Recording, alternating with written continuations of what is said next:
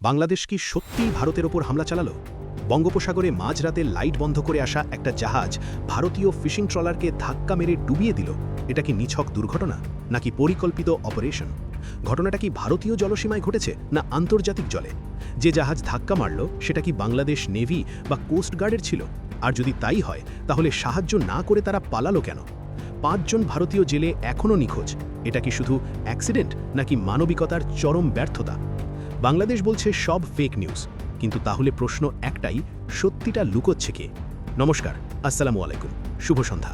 আমি অনির্বাণ সরকার। বঙ্গোপসাগরে গভীর সমুদ্রে মাছ ধরতে যাওয়া একটি ভারতীয় ফিশিং ট্রলার FB পারামিতা 11। ট্রলারে ছিলেন ১৬ জন জেলে। মাঝরাতে হঠাৎ করেই একটি বড় আকারের জাহাজ, যার লাইট বন্ধ ছিল, এসে সেই ট্রলারটিকে সোজাসুজি ধাক্কা মারে। ফলাফল, ট্রলার উল্টে যায় এবং কিছুক্ষণের মধ্যেই ডুবে যায়।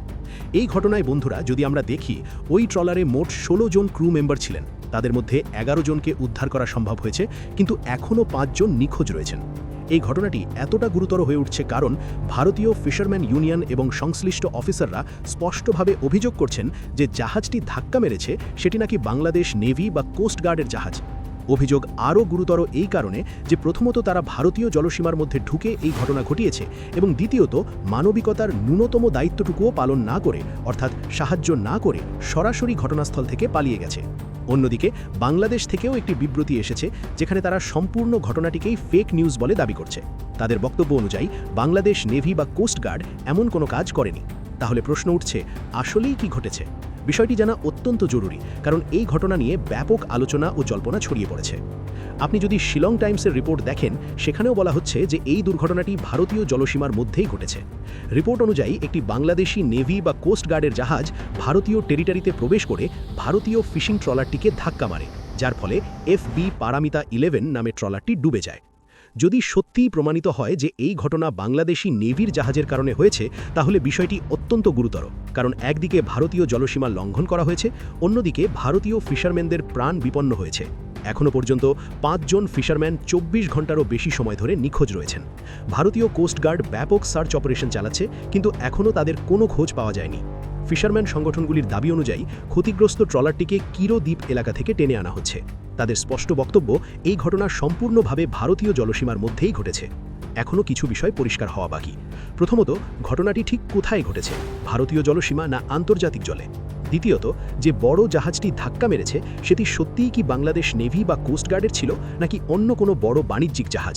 তবে একটা বিষয় নিশ্চিত, যে কোনো জাহাজ যদি কাউকে ধাক্কা মারে এবং সাহায্য না করে পালিয়ে যায়, তা নিঃসন্দেহে একটি গুরুতর অপরাধ এবং অমানবিক আচরণ।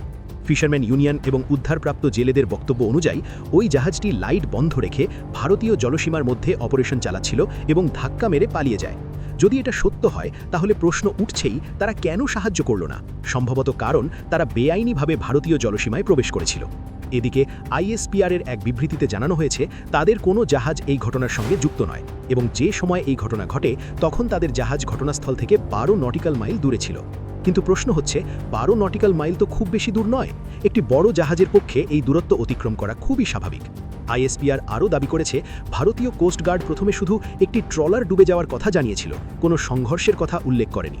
কিন্তু উদ্ধার কাজ শুরু হওয়ার আগে এমন তথ্য জানা সম্ভব কিভাবে? এই সমস্ত যুক্তিতর্ক অনেকের কাছেই সন্দেহজনক মনে হচ্ছে।